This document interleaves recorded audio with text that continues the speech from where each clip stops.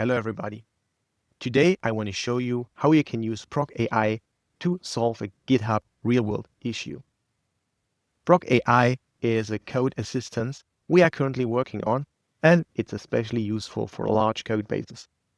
I picked up this GitHub repository, JBang, to solve one of the bugs here. JBang is a CLI tool which allows you to execute Java files, Java source files on the fly without the need of having to set up a build environment with the linting and compiling and so on. It works out of the box. So let's jump over to the Issues tab here and let's filter the view for bugs. Okay, so here you see the list of bugs, and I was pre-checking it before which bug might it worth to be part of a tutorial. And I think this one here, source type not 100, is something we can cover in a tutorial. So let's jump into that bug. And here you see the description of the bug. So let's open a terminal here to show you the bug itself. I have downloaded JBang and installed it locally on my machine to show you the issue. So if I type JBang here, you see the output of this CLI tool. With JBang, you can directly pipe source code via the pipe to JBang, and then JBang is compiling and executing it. I made a sample here.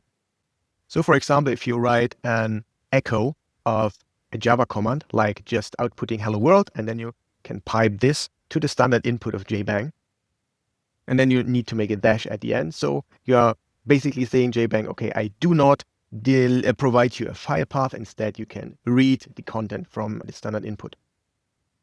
If I click here, it's compiled and executed, and you see the output hello world. We can ignore the warning. It's not important for us.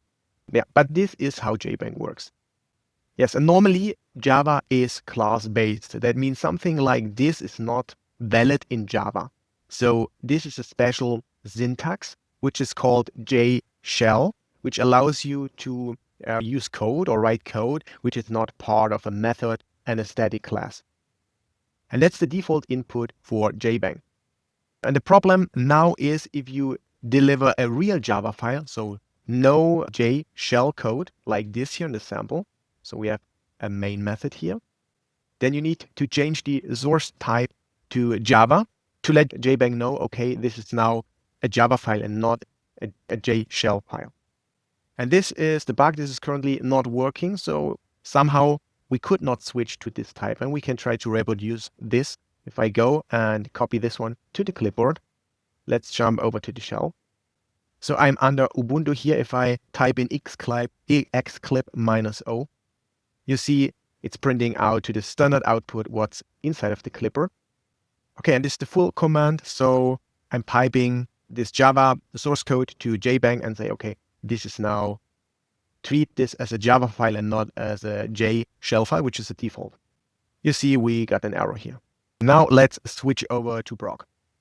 I have already cloned the repository, and now I can open this project. You can go via open project, or in my case, I already have opened it. So I go to recent projects and open the project here.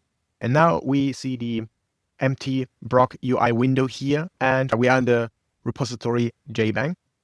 And the first thing I would do is to give the AI the text of the issue. So I go back to the browser. I could copy the URL and paste it in, then it's converted to Markdown. But in this case, we have also some noise because it's an HTML document here. So it's better to copy this manually like this, Control-C, switch back, and copy this to the instruction panel. And I also appended this prompt here. See this GitHub issue, create a nice structure out of it so that I can track down the issue. And then I click on Ask. And now the answer streams in, as you see here. Just a disclaimer for future responses, I will skip it out that we not every time have this waiting time. Okay, so now it's finished streaming in the answer. And I can also go here and capture this output with the capture button. And then as you see, it's moved down to the workspace. So now we have this answer attached twice, because first it's part of the conversation of the chat history. So if I go here and open the chat history, then you see here the current conversation with our question. and with the response coming back from the AI system,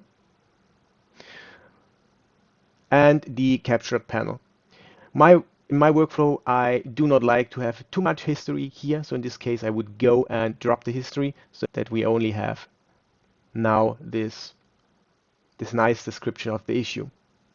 So the next thing is to find the relevant files to track down the issue. So I just typed in as an instruction here, track down the issue, and then I simply click on deep scan to go through all the files or through the outlines of the files and let Brokk pick up files are relevant to our instruction. And you see it's coming back with a recommendation which files to include as a summary, which can be useful to answer our question. And summary means it's just including an outline of this file, not the whole implementation, to give the AI a hint about what's inside of these files. And the bottom section we have also tests, and it wants to includes here the test run and the test source Java file to track down the issue. So let's apply this selection. Okay, now you see here we added the files to our current workspace here.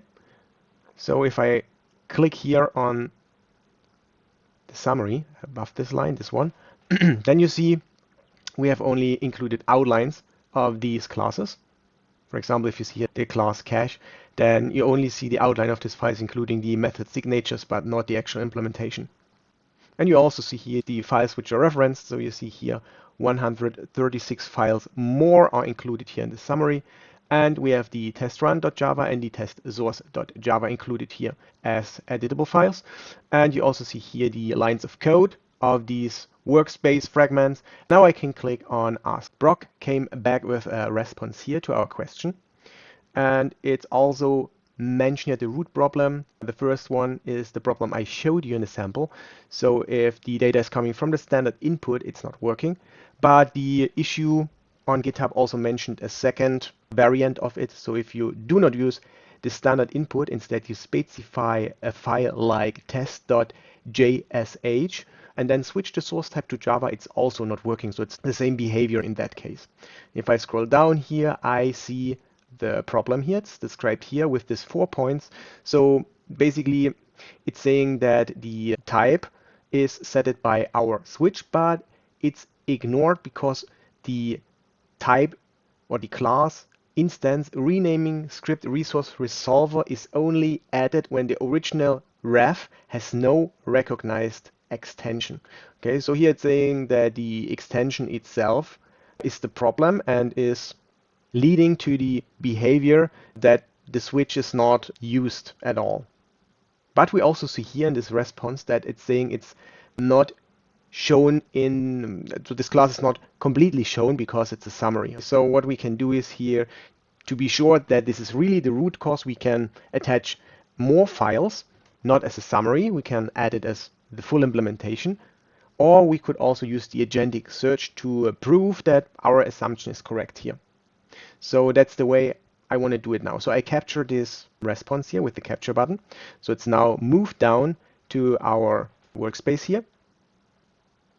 It's here, ask, track down the issue. I can double click to see this. This is the current response. And then I remove all of the other stuff. So what I do is I remove the history, the summary, and also the added files here. So I'm left here with the initial description of the issue and our assumption what the root cause of this is. So now I can go to the instruction panel, and now I verified that the described root problem is really the root cause of the issue. And now I can use the agentic search here to let Brokk use its code intelligent based tools to dig into the source code and to find out whether our assumption is correct. So I click now on search.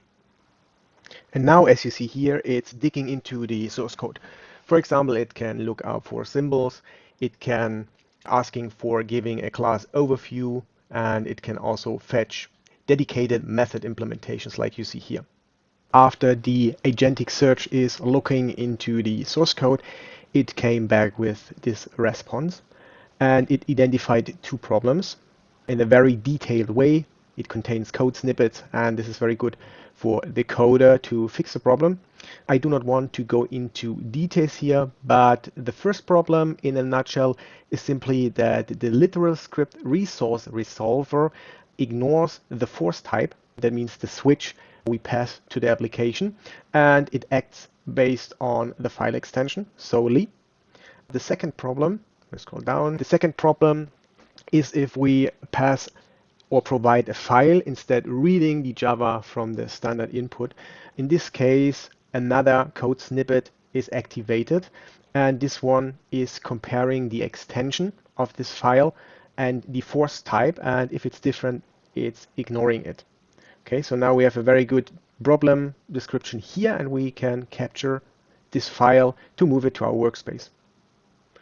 Now you see here for this captured workspace file references, which files the search was looking into to get this result at the end.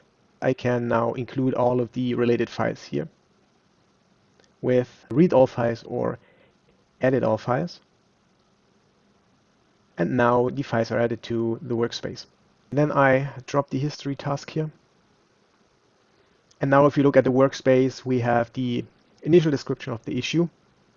We have the assumption, the initial assumption, what was going wrong based on the deep scan. We can also get rid of this. It's not necessary anymore because we have a better explanation of what's going on in our search fragment here. And we have included all of the files necessary to get a good solution. And now we can ask what could be a possible solution. So I ask here, how can I solve this problem? And I click ask.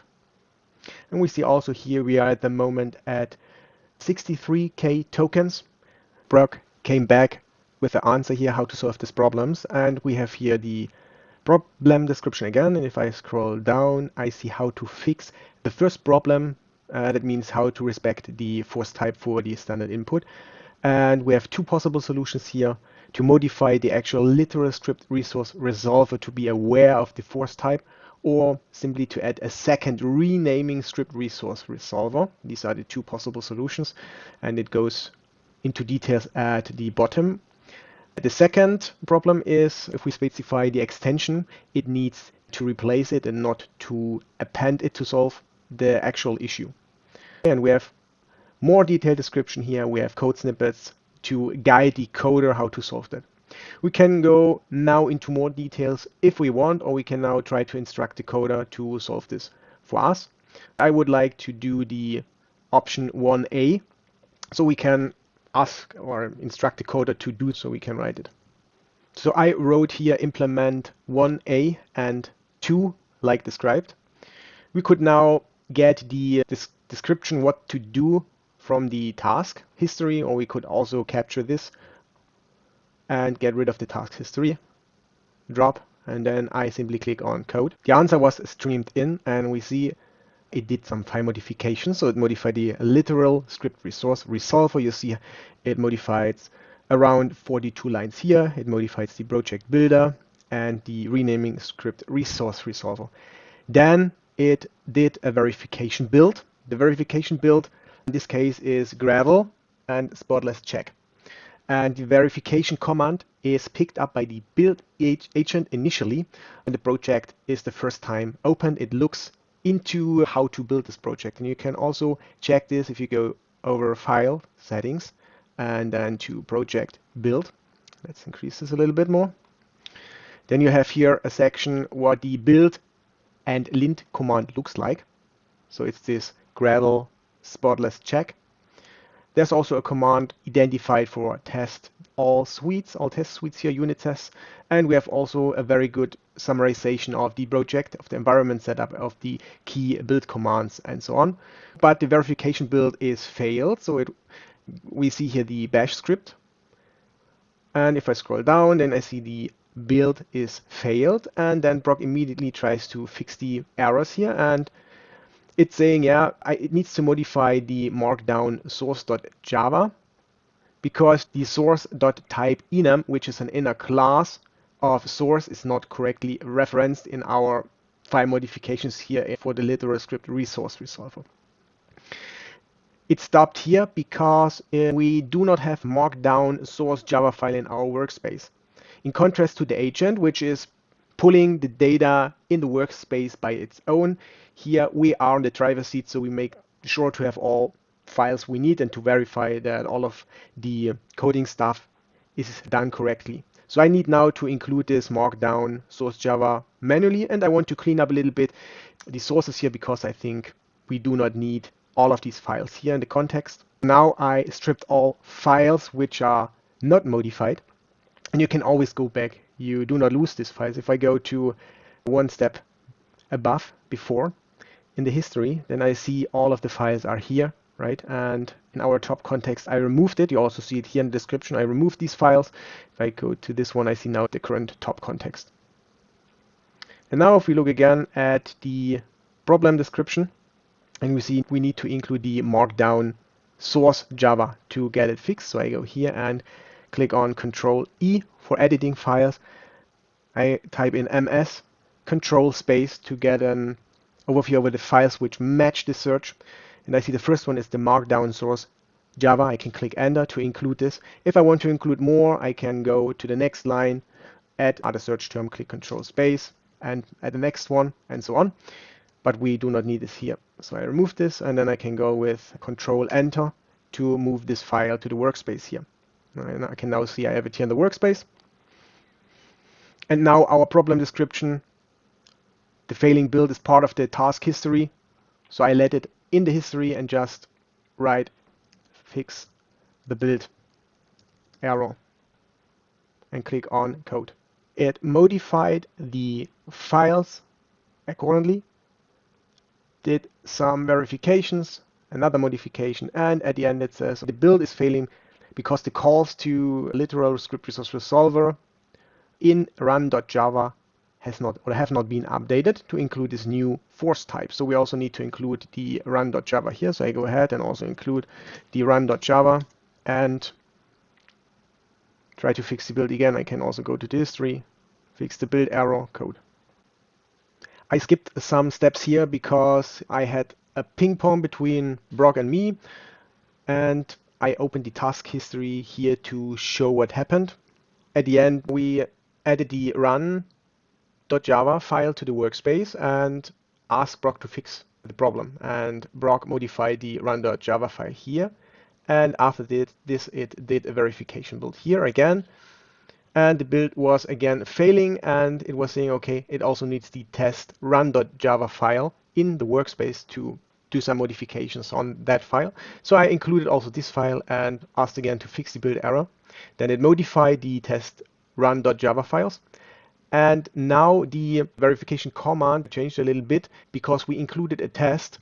The build agent decided to execute the test command instead and to execute also the unit test, which is a good thing. And if we scroll down, this verification build was now building and the tests were executed, but 9 out of 150 builds are failed. And then it was looking into the problems, and Brokk was autonomously fixing the problems. So it modified the renaming script resource resolver.java file and runs another verification build. This time we have 4 unit tests failing. And it goes ahead and modified the markdown source.java and re-executed the unit tests.